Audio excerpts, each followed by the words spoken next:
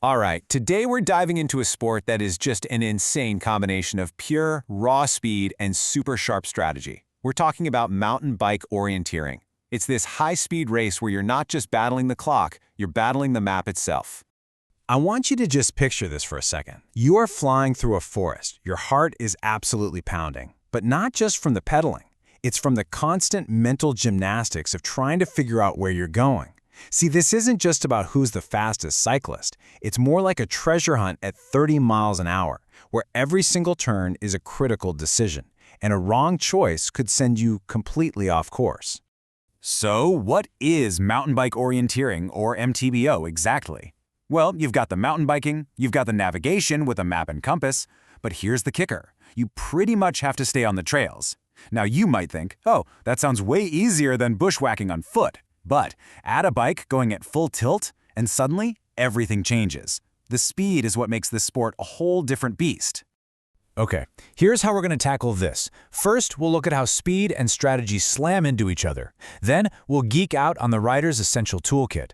After that, we'll jump into the 5 different ways you can race. And finally, we'll wrap up with what makes MTBO the ultimate test. So first up, speed meets strategy. This really gets to the very heart of MTBO. The goal isn't just to be the strongest rider or the smartest navigator. It's about being both of those things at the exact same time, second by second. And this quote just nails it.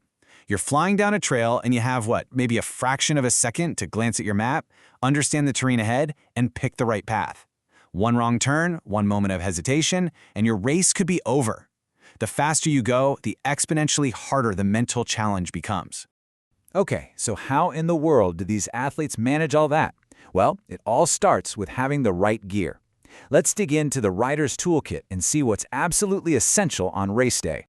And check this thing out, this contraption on the handlebars, that's a rotatable map holder, and it is without a doubt the most critical piece of specialized equipment in the sport.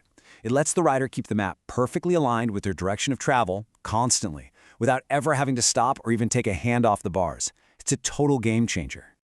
So of course you need a tough mountain bike, a helmet, that's a no-brainer, and usually clipless pedals for getting all that power down.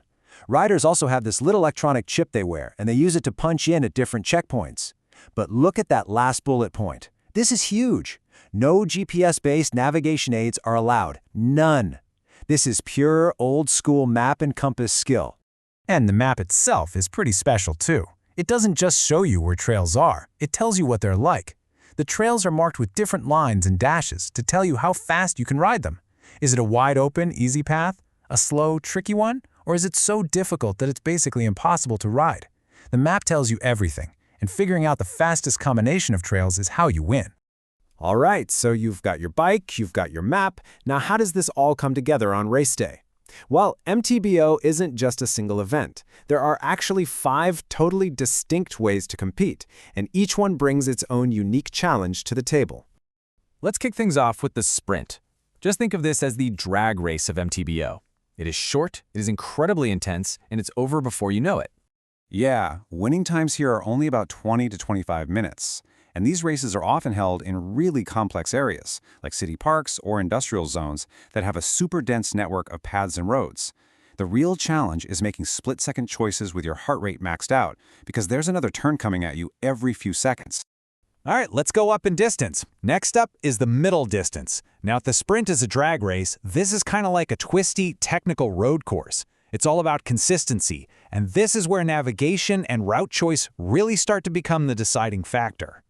So these races last, somewhere between 40 and 55 minutes, and they're usually out in forests that had these really intricate trail systems. The winner here isn't always the strongest rider. A lot of the time, it's the person who can just keep making the best route choices over and over again, all while staying laser-focused. And then we have the absolute marathon of MTBO, the long distance. This one is the ultimate test of both your body and your mind.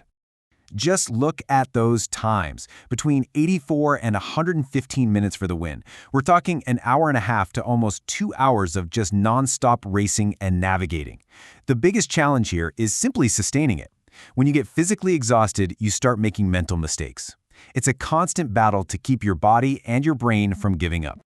Okay, want something a little more chaotic? Let's talk about the mass start. Yep, just like it sounds. Everybody lines up and starts at the exact same time. It is tactical, it is wild, and it is so much fun to watch. So you might be wondering, well, couldn't you just tuck in behind the leader and follow them? Nope. Race organizers have this really clever system called forking. The course will have these little loops, and different riders are told to do them in a different order, so you have to do your own navigation.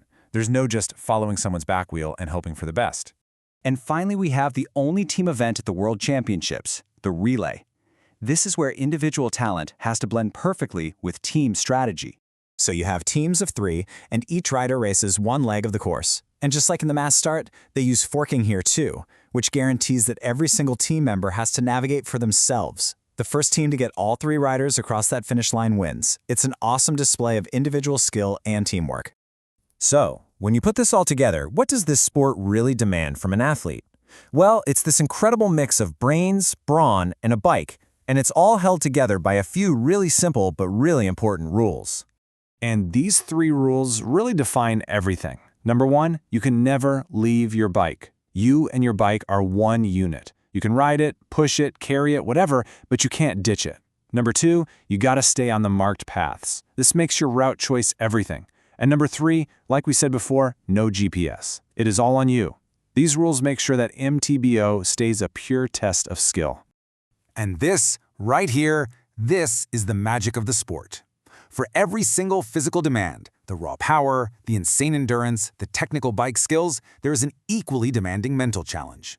You have to read a super complex map while you can barely breathe, you have to choose the best route in a split second, and you have to stay totally focused even when your body is just screaming at you to quit.